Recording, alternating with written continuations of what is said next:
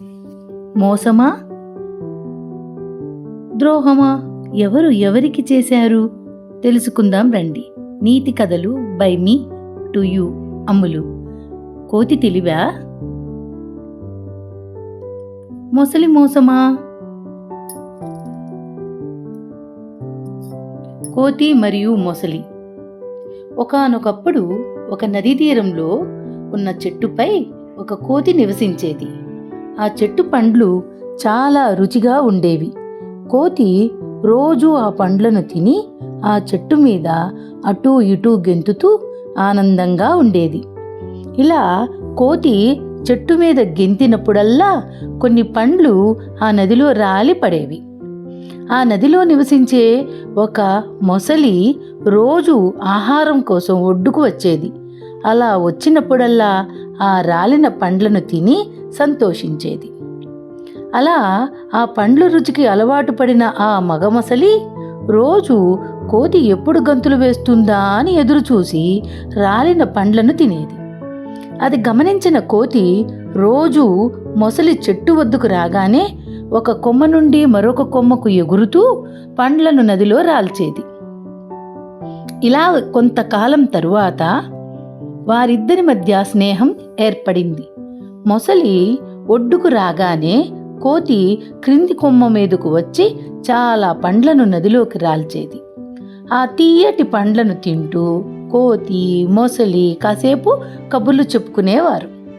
కొంత సమయం అలా గడిచిన తరువాత మొసలి కోతి వద్ద సెలవు తీసుకుని కొన్ని పండ్లను తన భార్యకు తీసుకుని ఇంటికి వెళ్ళేది.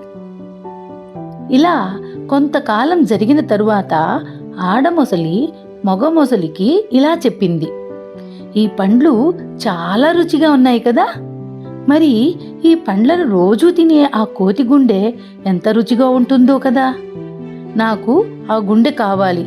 నీవు ఈరోజు ఆ కోతి దగ్గరకు వెళ్ళి, నా భార్య నీకు మా ఇంట్లో మంచి విందు ఏర్పాటు చేసింది అని చెప్పి తీసుకురా. అమాయకుడు మరియు మంచివాడైన మొసలి అలా చేయడం పాపం అని తన భార్యకు ఎంతో నచ్చచెప్పింది. కానీ క్రూరురాలైన ఆడమొసలి మనస్సు మార్చలేకపోయింది.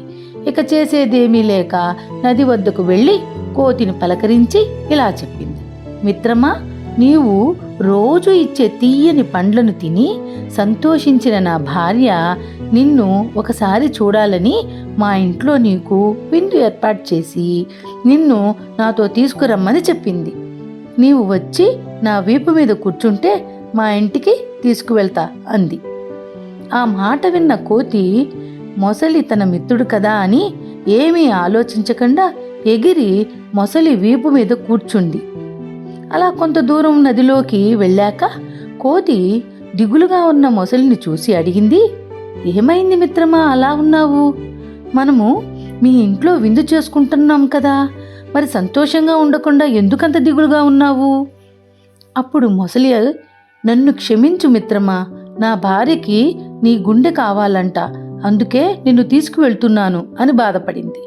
అది విన్న కోతి హతాశురాలై, మోసపోయాన్రా నాయన అనుకొని తన కంగారును బయటికి కనపడకుండా తెలివిగా మొసలితో అలా అంది, అయ్యో మిత్రమా, ఇంత చిన్నదానికే అంత దిగులెందుకు? గుండె కదా, వెనుకకు తిరిగి చెట్టు వద్దకు పదా, నా గుండె తీసుకుని వద్దాము, కోతులు గుండె చెట్టు మీదే ఉంటుంది కదా అని అంది. ఓ అవునా, నాకు తెలియదే, అయితే సరే పదా అని మొసలి కోతిని చెట్టు వద్దకు తీసుకువచ్చింది.